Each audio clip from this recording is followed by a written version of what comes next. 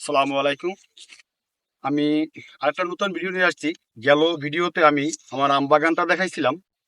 তো আজকের ভিডিওতে আমি আমার থাই পেয়ারার যে বাগানটা আছে, থাই পেয়ারার বাগানটা দেখানোর জন্য আসছি। তো আমার ছোট ছোট পেয়ারা গাছে গাছগুলো লাগানোর বয়স হলো 6 মাস। 6 মাসের ভিতরে গাছে কিভাবে ফল আসে এবং ফল ধরাইতে হয় এই বিষয়টা নিয়ে একটু কথা বলবো, আর আপনাদেরকে আমি আমার বাগানটা ঘুরেই দেখাবো। এই যে দেখেন যে ছোট্ট একটা গাছ, মানে কি পরিমাণ ফুল আসছে এবং অনেক অনেক পেয়ারা ধরছে। এই যে কিছু পেয়ারা বড় হয়েছে। তো আপনারা ভিডিওটা সম্পূর্ণ দেখুন, আমি আপনাদেরকে একটু ঘুরে দেখানোর চেষ্টা করতেছি যে পেয়ারা গাছ এর বাগানটা।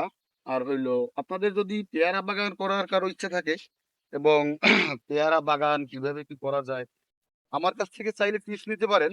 এবং এই গাছগুলো কোথা থেকে সংগ্রহ করবেন এই যদি আমি আপনাদেরকে দিতে পারি।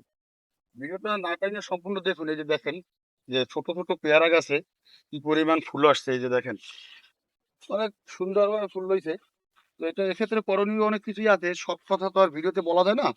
আপনাদের যদি বাগান করার ইচ্ছে থাকে বা জানার কিছু ইচ্ছে থাকে আমার ইনবক্সে নক করতে পারেন। সেই সাইডটা মানে অনেক গাছ, মানে এখানে অনেক গাছে অনেক ফুল রয়েছে, ফুল আছে।